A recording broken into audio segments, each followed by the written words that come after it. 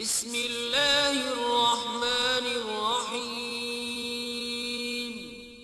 شروع اللہ کے نام سے جو بڑا مہربان نہایت رحم والا ہے۔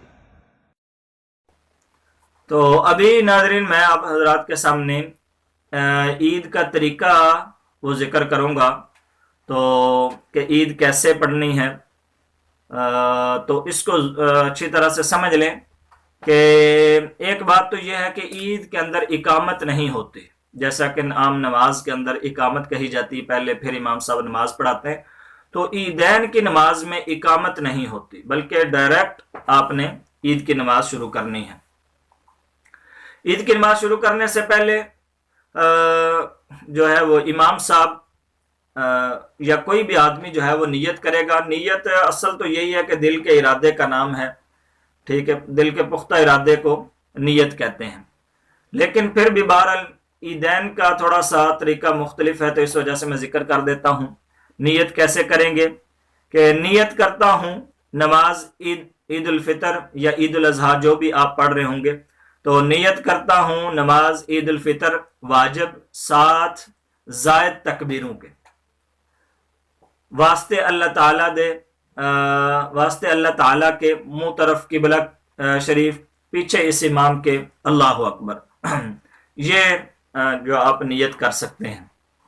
ضروری نہیں ہے کہ جو الفاظ میں نے بولے ہیں وہی آپ بھی ادا کریں، آپ بھی جس طرح آپ مناسب سمجھے الفاظ بول سکتے ہیں، لیکن یہ جو زائد تکبیریں ہیں اور دوسرا 2 رکعت ہیں، اس کا تھوڑا سا ذکر ہو جائے، یعنی آدمی کو خود پتہ تو ہو میں نے کون سی نماز پڑھنی ہے اس کا، تو اس طرح کی نیت کر لی جائے۔ بہرحال اس کے بعد امام صاحب اللہ اکبر کہیں گے اور ہاتھ باندھ لیں گے، اسی طرح باقی سارے لوگ بھی اللہ اکبر کہہ کر ہاتھ باندھ لیں گے۔ اس کے بعد ثنا پڑھی جائے گی، امام صاحب بھی پڑھیں گے، پیچھے مقتدی جتنے بھی ہیں وہ بھی ثنا پڑھیں گے۔ ثنا پڑھنے کے بعد اب یہ بات سمجھنے والی ہے، ثنا پڑھنے کے بعد پھر امام صاحب اللہ اکبر کہیں گے، مقتدی بھی اسی طرح ہاتھ اٹھا کر اللہ اکبر کہیں گے اور پھر ہاتھ چھوڑ دیں گے۔ پھر امام صاحب اللہ اکبر کہیں گے اور مقتدی بھی پیچھے ہاتھ اٹھا کر اللہ اکبر کہیں گے اور پھر ہاتھ چھوڑ دیں گے۔ یہ 2 تکبیریں ہو گئی۔ پھر امام صاحب اللہ اکبر ہاتھ اٹھا کر بولیں گے، تو اسی طرح مقتدی بھی ہاتھ اٹھا کر اللہ اکبر کہیں گے اور پھر نیچے نہیں بلکہ ہاتھ باندھ لیں گے۔ تو یہ اب دیکھیں 4 تکبیریں ہوگی، ایک شروع کی تکبیر اور یہ 3 تکبیریں۔ اس کے بعد جب آپ نے ہاتھ باندھ لیے، ہاتھ باندھنے کے بعد قرات کی جائے گی، یعنی سورہ فاتحہ پڑھی جائے گی، اس کے بعد سورت ملائی جائے گی، سورت ملانے کے بعد پھر اسی طرح 1 رکعت مکمل کی جائے گی جیسے ہم روٹین میں پڑھتے ہیں۔ جب یہ رکعت مکمل ہو جائے گی تو امام صاحب کھڑے ہوں گے، تو کھڑے ہو کر پھر یہ قرات کریں گے، یعنی سورہ فاتحہ شروع کریں گے، اس کے بعد پھر کوئی بھی جو سورت ہے وہ ساتھ ملائیں گے۔ سورت ملانے کے بعد امام صاحب دوبارہ پھر اللہ اکبر کہیں گے اور مقتدی بھی ساتھ اللہ اکبر، اسی طرح ہاتھ اٹھائیں گے اور ہاتھ چھوڑ دیں گے۔ پھر دوسری تکبیر کہی جائے گی اللہ اکبر،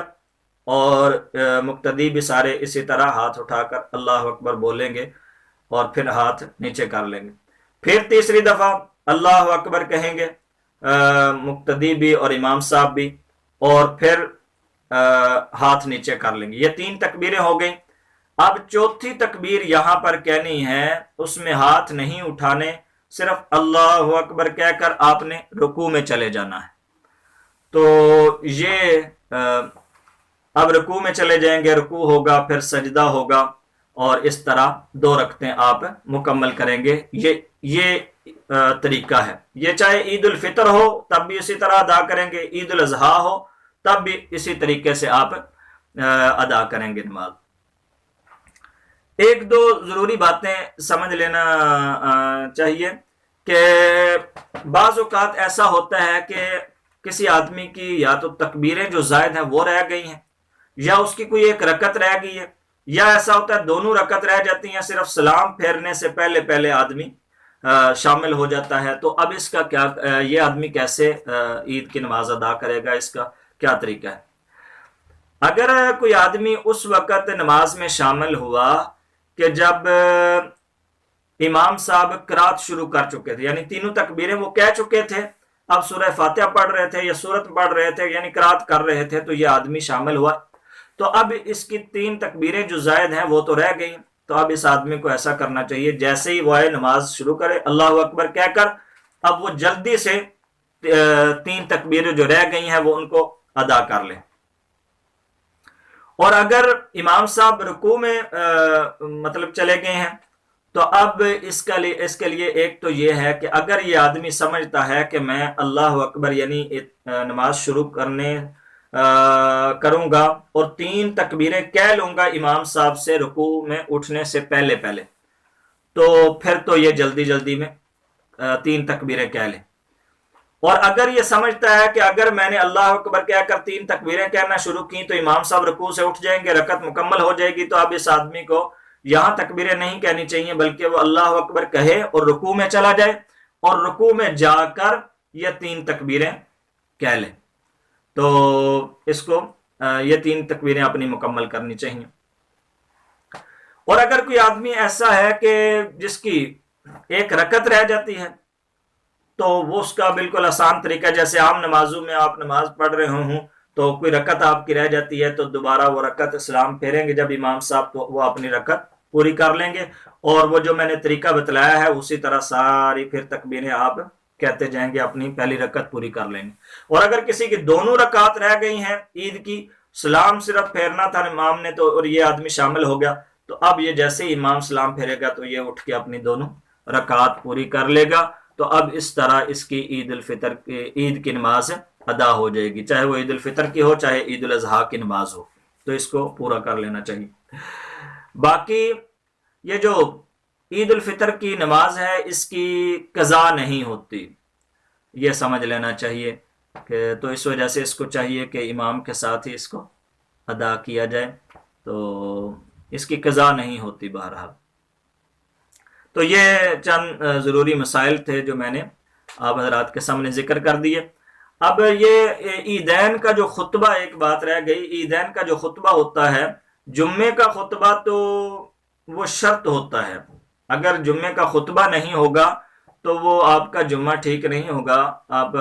وہ ادا نہیں ہوگا۔ تو اور دوسری بات یہ ہے کہ جمعے کے اندر خطبہ پہلے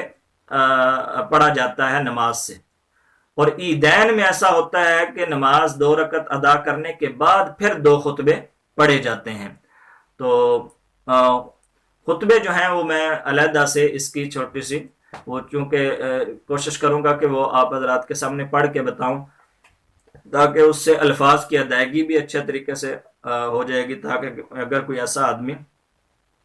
جو کبھی کبھار اس کو ضرورت پڑ جائے خطبہ پڑھنے کی، تو اس کے سامنے سارے الفاظ بھی واضح ہو جائیں گے۔ تو خطبے کی میں علیحدہ سے ویڈیو بنا دوں گا، تو وہ آپ دیکھ سکیں گے۔ تو ناظرین مجھے اجازت دیجیے، اگر آپ